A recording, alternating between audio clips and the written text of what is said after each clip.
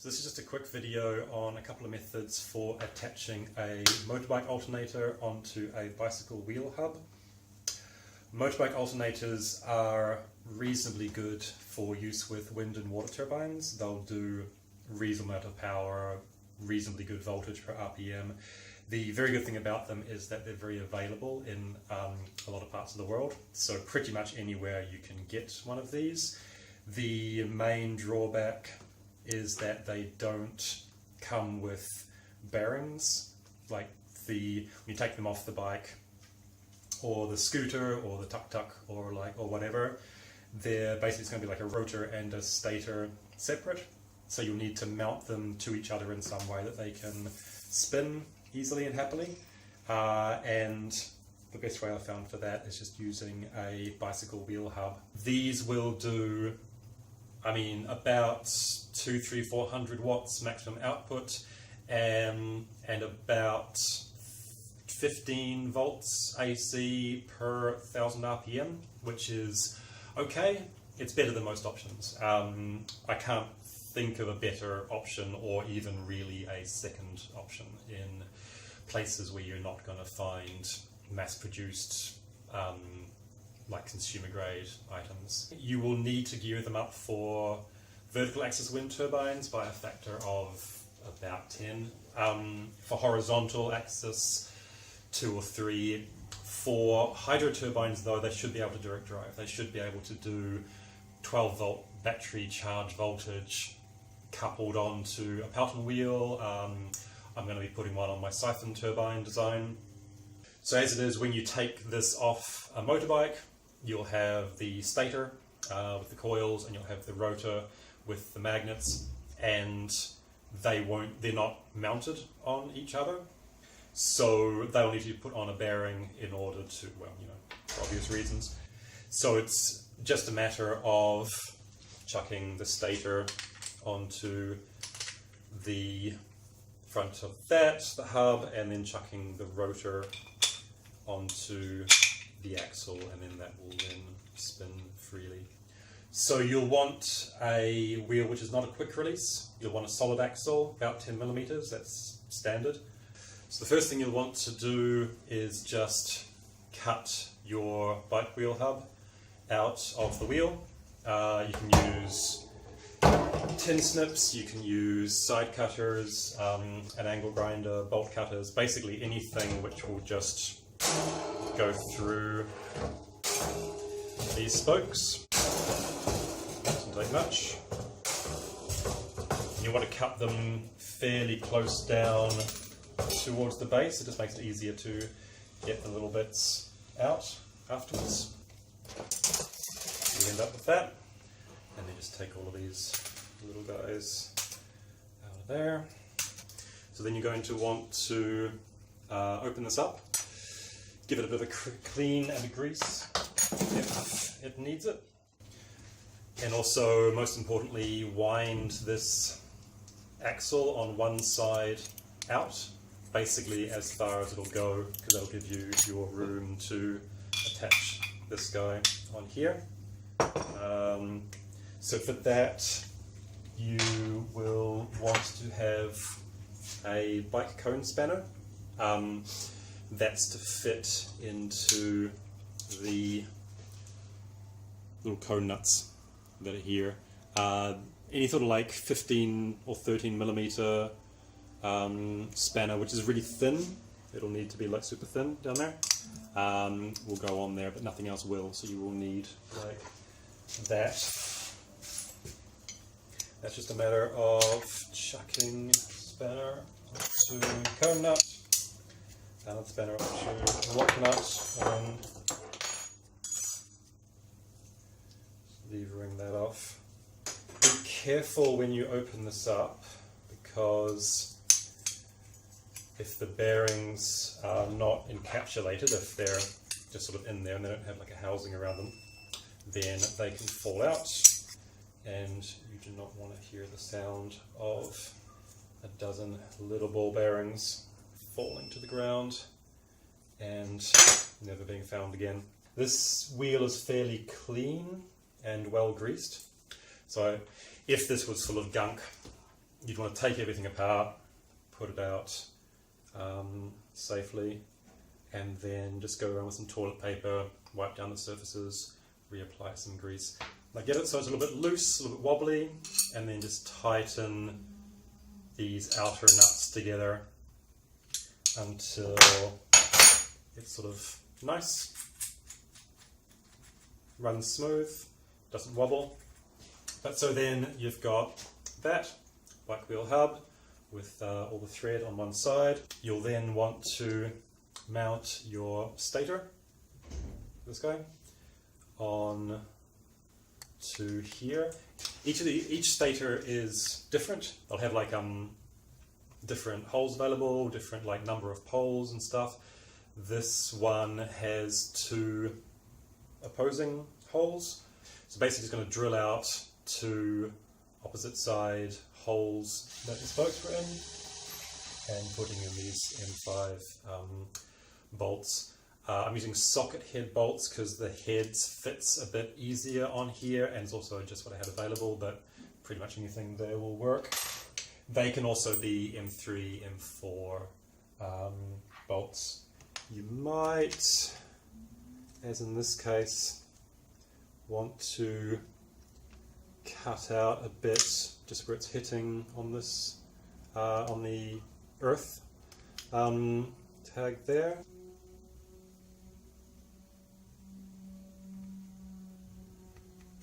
And then just hacksaw or angle grinder or file or anything will do it.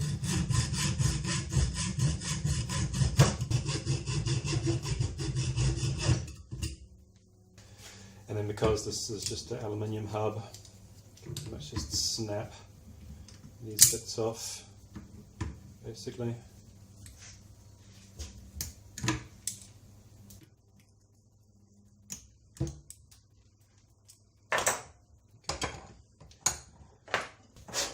And now that just slots directly onto there. So the head fits fairly nicely inside there. There.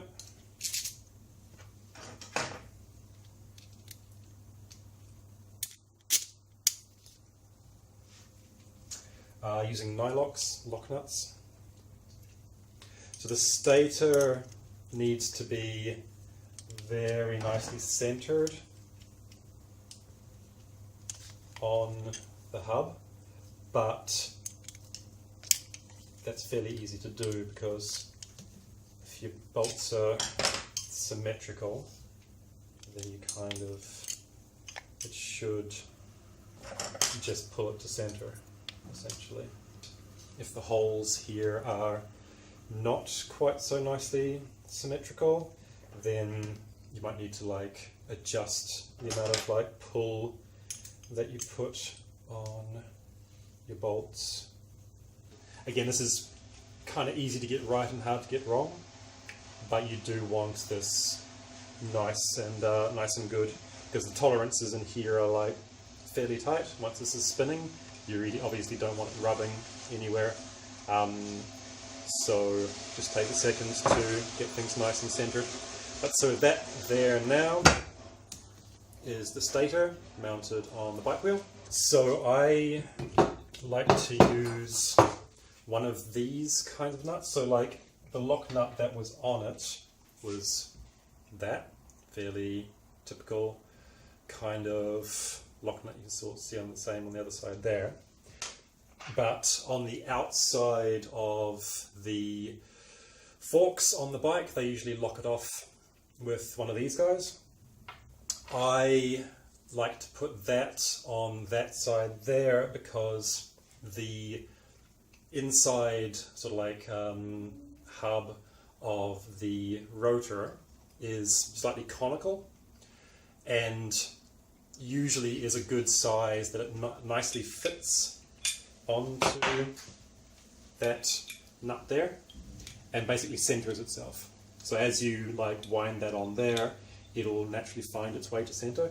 It will also to an extent with these lock nuts, just because they're slightly domed and the same sort of effect will happen.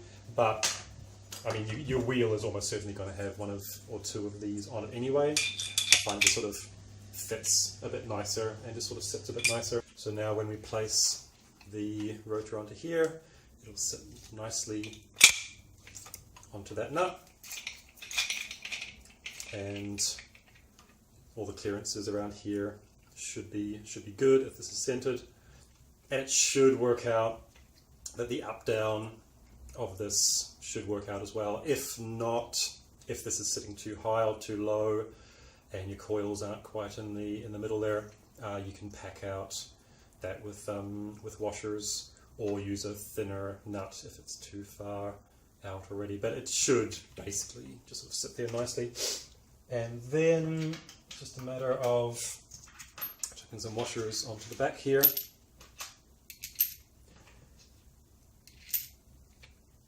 Chuck another lock nut on.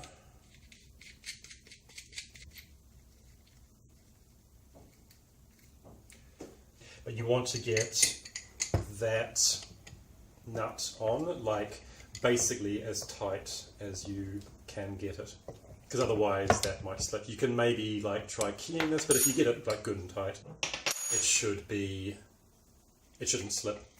And so then you can see that that is now spinning nicely in there, not rubbing on anything, nicely centered, and that's it. That's now mounted on there in such a way that you can now use this as an alternator in a turbine.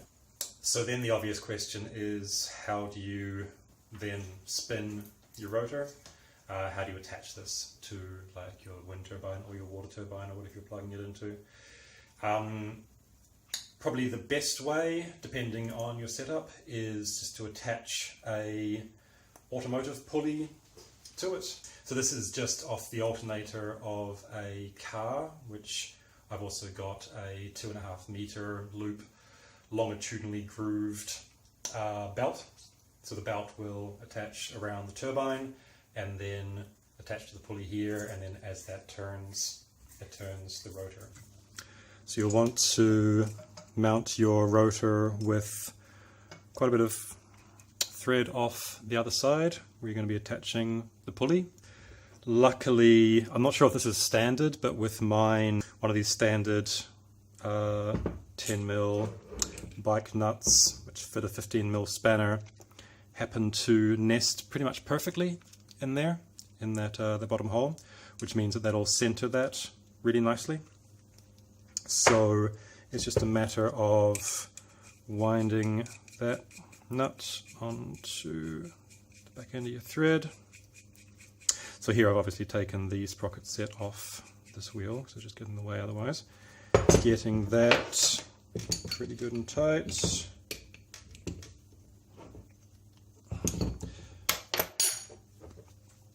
And then just mounting that on there and locking it down with another nut. If you have enough thread off this end, you can mount this facing down, and that will then sort of like just shift the force, the lever force of the belt just a little bit closer into the bearing, which can be nice depending how much force you're putting through this. It's probably not necessary, but if you can, it's a little bit better.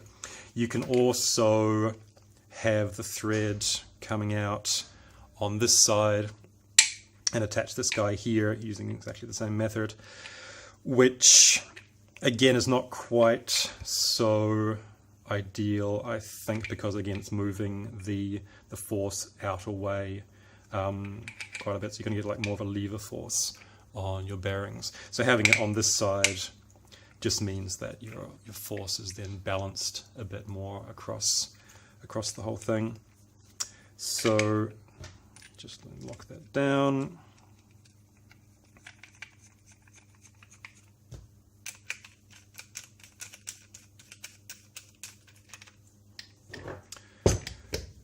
Good and tight. This is not slipping because of how tight you're going to get this this attachment. So you might want to even like put this in a vise or something and then just like really lean on it so that cannot possibly slip. And then you've got that assembly there. So you then loop your belt around here. You have a tensioner pulley. It'll go on to another, like probably larger pulley on your turbine, or if you're doing the $30 wind turbine design, onto the bike wheel itself, which then acts as like a 60 centimeter pulley. So you get like almost like a 12-to-1, 10-to-1 gearing onto here. And then as that turns, so you have this mounted onto your pole or your turbine assembly in such way that the bike wheel hub is locked down, and then your belt is spinning the axle, which then spins the rotor relative to the stator, and so you get electricity. If you wanted to use a chain, like a bike chain, to drive your rotor instead of a belt, there's two main ways of doing that, quite easy. One is just to cut off the end of the hub that has the sprocket set with the bearing assembly intact, and then that should be able to fit, well, if you get like a bike wheel with a small enough like bearing assembly, it'll fit down into the front of the rotor there. So you will want to do it in the order of locking your axle into the rotor, as I described before, and then second, attach the gears onto the front. So I've just drilled 3 holes here, and then drilled out just to a larger radius, so they'll take those bolts. 3 holes there, and then this part here is just small enough to fit in that part there. Because it's kind of circular, it centers it. So you just put them there, line it up, put a bolt through, get it in the hole, put a nut on the other side of that, tighten it up, do that 3 times, and then once you've got those two locked together, then you place that through your stator, like so, and then lock off your other side so that that's all locked together as one unit. You'd run your chain from whatever around there as that turns the rotor. You're limited then to only be able to turn that in the direction that it engages the freewheel. If you try to turn the other way, obviously that happens. The other way is to, if you've got, so say, I have like an intact hub, say I've got the alternator sitting here and then left the sprocket set on. If you fuse in some way, if you attach the sprocket set to the axle, to the shaft, then as the sprocket set turns, it will also turn the shaft, which will also then turn the rotor. So you can do that either by like welding a plate across. If you do that, then you're not going to be able to take the thing to pieces if you want to like clean out the bearings or something afterwards. Or if you've got a type where the sprocket set teeth face inwards and turn with the sprockets, then you can cut like a little square of steel, drill a hole in it, and then sink that in so that it engages with those teeth and grabs onto them, and then lock that down with a nut or something, and then as the chain turns the gears turn the axle, and then the axle turns the rotor. And so that's it. Motorbike alternator mounted onto a bicycle wheel hub with a just a car automotive pulley attached. Yeah, if you have any questions, just let me know in the comments or contact me directly. And if you attach one of these to any kind of turbine, anything that you're working on, please do let me know how you got on. It's always good to see like results and things being put to use. So enjoy, and thank you.